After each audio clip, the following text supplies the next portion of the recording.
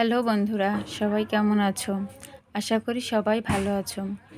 তো আজকে আমরা পড়ব চতুর্থ শ্রেণীর বাংলা বইয়ের একটি অধ্যায়। তো অধ্যায়ের নাম হচ্ছে বই পড়তে অনেক মজা। তো প্রথমে আমরা গল্পটা সুন্দর করে পড়ব, এরপরে ওর যত অনুশীলনমূলক কাজ আছে সেগুলো আমরা সমাধান করব। তো চলো সবাই গল্পটা পড়ে আসি। গল্পটা অনেক সুন্দর, তোমাদের পড়তেও ভালো লাগবে। আচ্ছা, পৃথিবীতে পশু পাখির জগৎ আছে, গাছপালা ও পোকামাকড়ের জগৎ আছে, মাছেদেরও জগৎ আছে, আছে আরও অনেক কিছু। পৃথিবী থেকে আকাশের দিকে তাকালে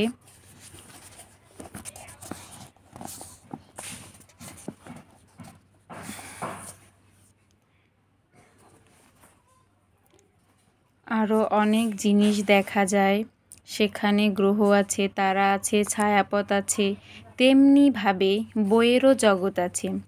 পশু পাখি নিয়ে বই আছে, গাছপালা নিয়ে বই আছে, পোকামাকড় নিয়ে বই আছে, মাছ নিয়ে বই আছে, তারা নিয়ে বই আছে, গ্রহ নিয়ে বই আছে, ছায়াপথ নিয়েও বই আছে। পৃথিবীতে যা কিছু আছে তার সব নিয়েই বই আছে। পৃথিবীর বাইরে যা কিছু আছে তা নিয়েও অনেক বই আছে। শুধু এক রকমের বই নয়, অনেক রকমের বই।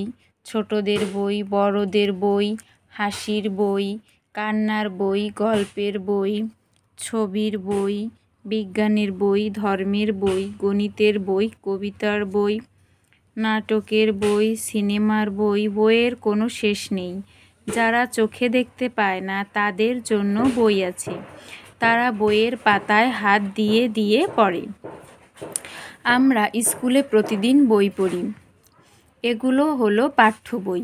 পাঠ্য বইয়ের বাইরেও অনেক মজার মজার বই আছে। পঞ্চতন্ত্রের গল্প, ঈশপের গল্প, আরব্য রজনীর গল্প, এগুলো ছোটদের খুব প্রিয়। ঠাকুরমার ঝুলি আর গ্রিম ভাইদের রূপকথা পড়তে বসলে আর উঠতে মন চায় না। রবিনসন ক্রুসো, ৮০ দিনে বিশ্বভ্রমণ, টম সয়ারের অভিযান, এই বইগুলো সারা দুনিয়ার শিশুদের প্রিয়। ছোটদের জন্য এত এত মজার বই আছে যে তা লিখে শেষ করা যাবে না। বাংলাদেশের উপেন্দ্র কিশোর রায়চৌধুরী, সুকুমার রায় আর হুমায়ুন আহমেদের বই ছোটদের খুবই প্রিয়।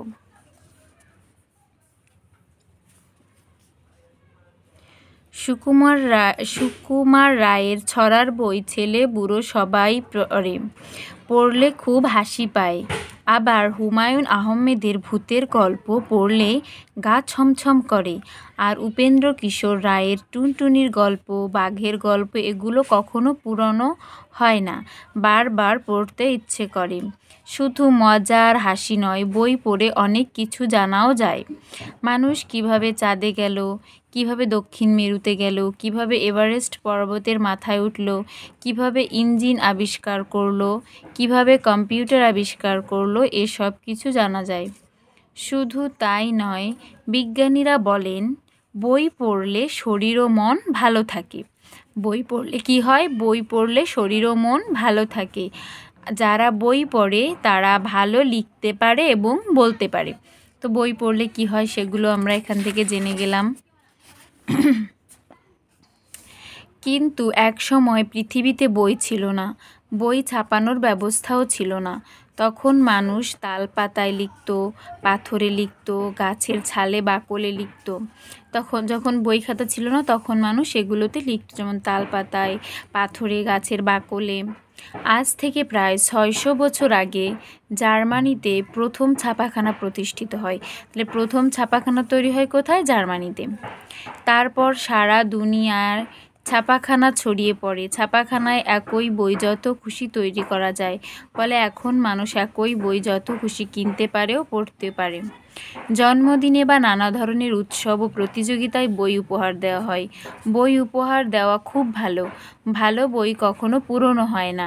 একটা ভালো বই 1000 বছর ধরে মানুষ পড়তে থাকে। একটা ভালো বই 1000 বছর ধরে মানুষের উপকার করতে থাকে। বইয়ের জগৎ জানার জগৎ, আনন্দের জগৎ। এ পর্যন্তই ছিল লেখাটা, প্রবন্ধটা। তবে এটা খুবই সুন্দর একটা প্রবন্ধ। এবার আমরা অনুশীলনীর যে কাজগুলো আছে সেগুলো করব। তার আগে আমি যে গল্পটা পড়েছি এখান থেকে যে ধরনের প্রশ্ন আরও হতে পারে সেগুলো একবার দেখে আসি। কি পড়তে বসলে আর উঠতে মন চায় না? ঠাকুমা ঝুলি আর গ্রিম ভাইদের রূপকথা। কোন বইগুলো সারা দুনিয়ার শিশুদের প্রিয়? রবিনসন ক্রুসো, ৮০ দিনের বিশ্বভ্রমণ, টম সয়ারের অভিযান। বাংলাদেশে কাদের বই ছোটদের খুব প্রিয়? উপেন্দ্র কিশোর রায়চৌধুরী, সুকুমার রায় আর হুমায়ুন আহমেদ। কার ছড়ার বই ছেলে বুড়ো সবাই পড়ে? সুকুমার রায়।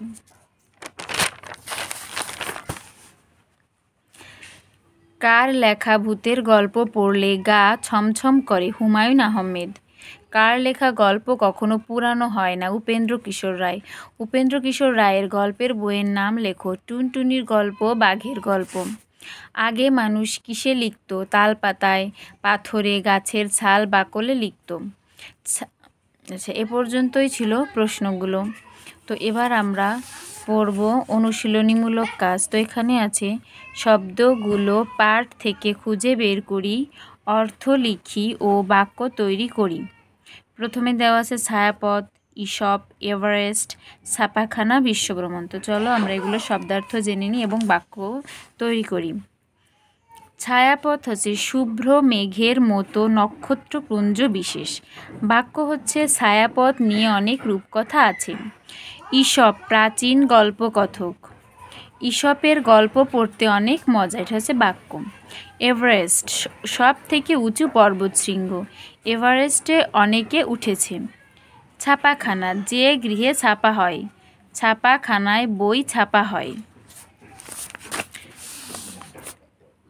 বিশ্বভ্রমণ সারা পৃথিবী ঘুরে বেড়ানো। বাক্য হচ্ছে বিশ্বভ্রমণ করলে জ্ঞান বাড়ে। এরপরে আছে আমাদের শূন্যস্থান। তো এখানে কতগুলো শব্দ দেওয়া আছে সেগুলো দিয়ে শূন্যস্থানগুলো পূরণ করতে হবে। পুরনো, পাঠ্য বই, জানা, শেষ, শরীর ও মন। তো আমার এখানে দেওয়া আছে আমরা স্কুলে প্রতিদিন পাঠ্য বই পড়ি। বইয়ের কোনো শেষ নেই। বই পড়ে অনেক কিছু জানা যায়। বই পড়লে শরীর ও মন ভালো থাকে। ভালো বই কখনো পুরানো হয় না। এরপরে কিছু প্রশ্ন আছে, সেগুলো হচ্ছে বইয়ের জগৎ কোন জগতের মতো? তো প্রথম প্রশ্নের উত্তর হচ্ছে এটা, যে বইয়ের জগৎ পশু পাখির জগৎ, গাছপালা পোকামাকড়ের জগৎ, মাছেদের জগৎ, আকাশের জগৎ, এমন জগতের মতো জগৎ। এরপরে আছে পরবর্তী প্রশ্নটা, বই কত রকমের হয়? তো উত্তরটা হচ্ছে বই নানা রকমের হয়। পৃথিবীতে যা কিছু আছে তাই নিয়েই বই আছে। আবার পৃথিবীর বাইরে যা কিছু আছে তা নিয়েও অনেক বই আছে। পরবর্তী প্রশ্ন হচ্ছে কি পড়তে বসলে আর উঠতে মন চায় না? ঠাকুমার ঝুলি আর গ্রিম ভাইদের রূপকথা পড়তে বসলে আর উঠতে মন চায় না। পরবর্তী প্রশ্ন, ছাপাখানা প্রথম কোথায় প্রতিষ্ঠিত হয়? ছাপাখানা প্রথম জার্মানিতে। জার্মানিতে এখানে হবে যে জার্মানিতে প্রতিষ্ঠিত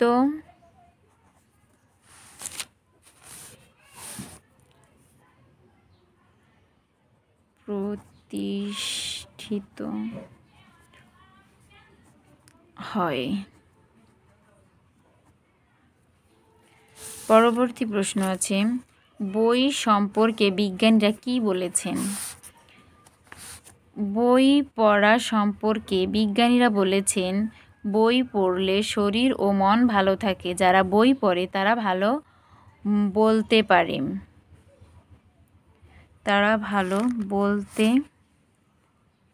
যারা বই পড়ে তারা ভালো বলতে পারে। এখানে আরেকটি হবে এবং তারা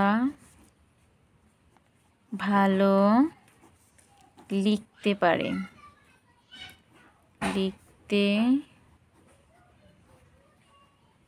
পারে। ওকে, নেক্সট আমরা পড়ব এখানে বই পড়ার গুরুত্ব নিয়ে 5টি বাক্য লিখি।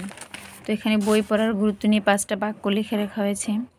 যেমন বই পড়লে মন ও স্বাস্থ্য ভালো থাকে, যারা বই পড়ে তারা ভালো লিখতে পারে, ভালো বলতে পারে, বই পড়লে জ্ঞান লাভ করা যায়, বই কখনো পুরানো হয় না,